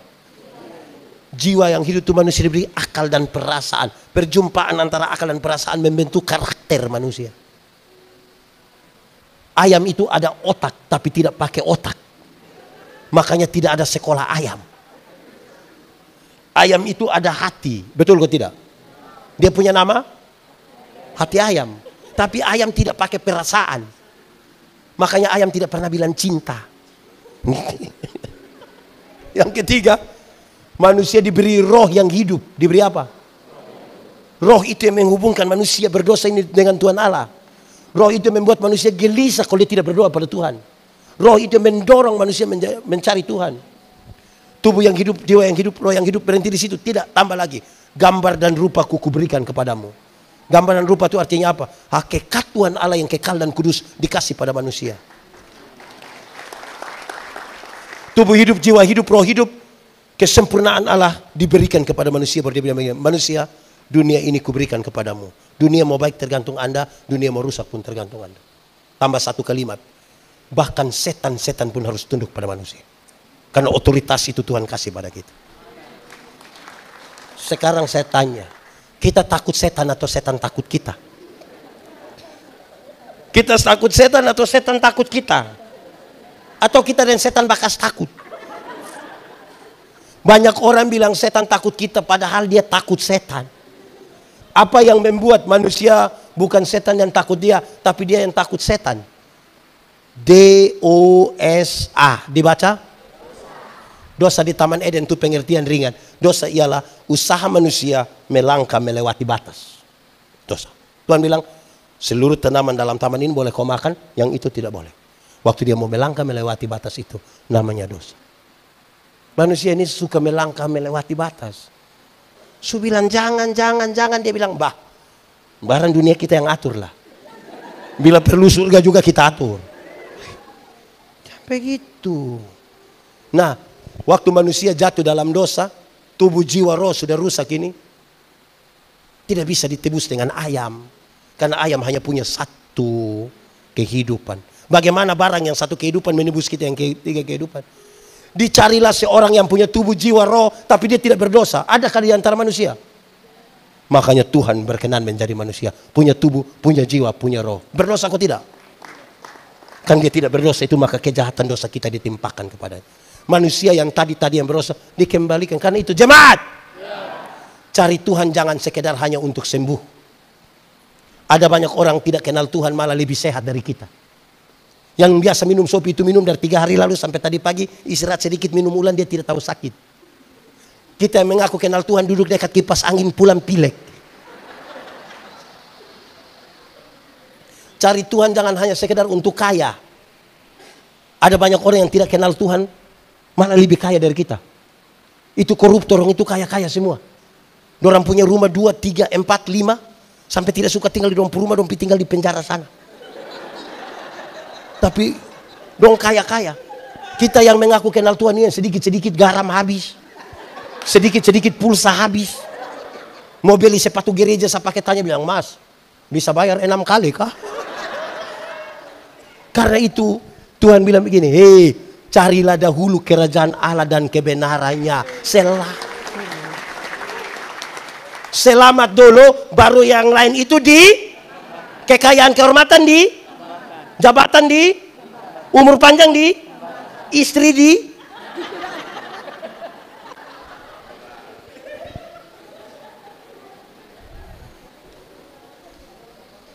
jadi begitu. Cari Tuhan untuk itu. Kan untuk itulah dia datang. Saya mau tutup khotbah ini. Jemaat. Kenapa buah kelapa jatuh ke bawah bukan ke atas? Kamu sekolah? Oh, saya kira su libur. Kenapa buah kelapa jatuh ke bawah bukan ke atas? Karena apa coba? Lu omong jangan hanya tunjuk begini. Enggak ya? Itu jawaban kalau ujian betul. Tapi ada hal yang lebih penting. Kenapa buah kelapa jatuh ke bawah bukan ke atas? Karena yang makan ada duduk di bawah. Tuhan cipta itu buah kelapa dong mendahului manusia. Manusia itu diciptakan terakhir supaya tinggal menikmati semuanya toh. Tapi bayangkan kalau seandainya Tuhan lupa menciptakan gaya gravitasi sampai semua kelapa jatuh ke atas. Kamu mati semua. Jadi Natal adalah sebuah peristiwa Tuhan mengingat umatnya. Sama-sama 1, 2, 3. Tuhan mengingat. Kasih tahu kawan di sebelah 1, 2, 3. Pendeta, tidak ada tulis tanggal 25 Desember di Alkitab. Kenapa kamu rayakan? Saya mau kasih tahu saudara demi nama Tuhan. Tidak perlu tulis tanggal itu. 25 Desember berdasarkan seluruh catatan hanya untuk mengatakan supaya semua orang yang mengaku percaya kepada Tuhan Yesus ada satu hari satu dunia ini merayakan bersama-sama. Kesepakatan bersama. Tapi kelahiran dia masing-masing kasih jawab sendiri. Pendeta Yandi, kapan Yesus lahir di hatimu? Kapan Yesus lahir? Kapan Yesus lahir? Kapan Yesus lahir? Kapan Yesus lahir? Untuk apa kita datang sini menangis 25 Desember atau 26 Desember kita gila kembali? Yesus tinggal di sini. Betul kok tidak? Pendeta Yandi, bukankah tradisi kuno yang dipakai Natal itu adalah kemenangan dewa matahari? Saya mau kasih saudara, kemenangan dewa matahari itu bukan yang sesungguhnya. Dalam teologi kontekstual kita mengatakan begini. Mereka percaya pada dewa matahari. Tapi kita mau bilang begini. Terang yang sesungguhnya telah datang ke dunia. Terang itu bukan matahari.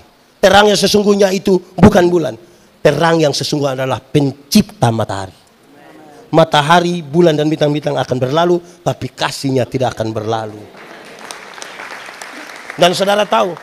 Supaya apa? Supaya mereka yang tinggal di dalam kegelapan.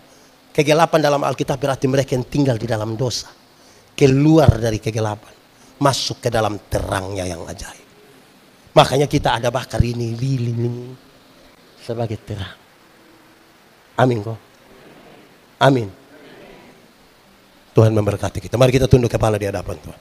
Aku berkata kepadamu, kasihilah musuhmu, berbuatlah baik bagi yang membencimu, mintalah berkat bagi yang mengutuk, berdoa bagi yang mencacimu. Kalau pipi kirimu ditampar, berikan juga pipi kanan.